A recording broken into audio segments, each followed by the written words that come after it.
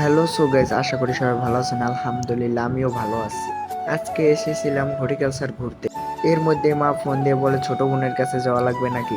আর guys, আমার ছোট বোন পরে মাদ্রাসায়, আমি আর ইয়াসিন মিলে বলতেছিলাম যে জুবাইরে নিয়ে আসি। তো একা একা ভালো লাগে না, তো জুবাইরে নিতে আস আর অল্প কিছু খাবার নিয়ে গেলাম ছোট বোনের জন্য। আর গাইস, আজকে ওয়েদারের কথা তো বলার বাহিরে। গাইস, কথা বলতে বলতে এসে পড়লাম পাম্পে, কারণ আজকে অনেক দূরের পথে যাবো, তাই ট্যাঙ্কিটা ফুল করে নেই। আর গাইজ, আজকের ওয়েদারটা অসাধারণ। আর গাইজ, আসল কথা হয়েছে যে মাদারপুরে একটাই বাজে জায়গা আছে, এই জায়গায় গেলে ভালোভাবে আর আসা যায় না। এই যে সেই জায়গা, এই জায়গাটা ময়লা ফালাইয়া পুরো রাস্তা বন্ধ করে রাখছে। আর গাইজ, ওকে দুজনে একজনের গাড়ি চলাই না আমার ভালো লাগতেছিল না, তাই গাড়িটা আমি নিজেই চালাইতেছিলাম। আর গাইজ, এই রোডটাও কঠিন একটা রোড।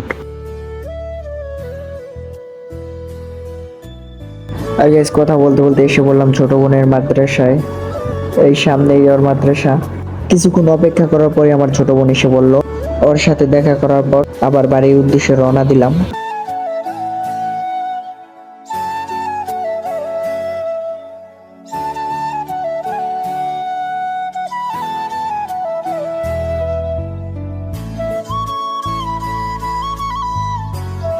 আর গাইস, এই জায়গার ওয়েদার তো আরো সুন্দর।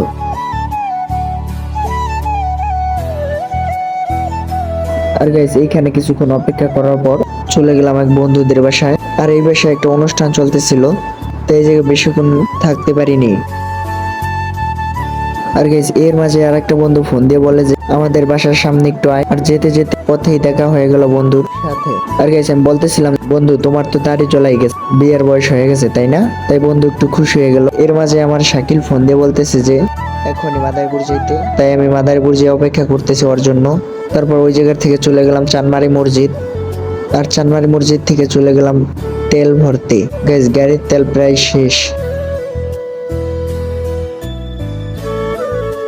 আর যাওয়ার টাইমে গাড়িটা চালাইতে দিলাম শাকিল রে। শাকিল আর মামা এক গাড়ি, আমি শান্ত আর রুবেল ভাই আর এক গাড়িতে। আর গাইজ, আজকের ব্লগটা এতটুকুই। সবাই লাইক কমেন্ট শেয়ার সাবস্ক্রাইব করবেন প্লিজ। আশা করি নেক্সট ভিডিওতে দেখা হবে। নেক্সট ভিডিওর অপেক্ষায় থাকুন।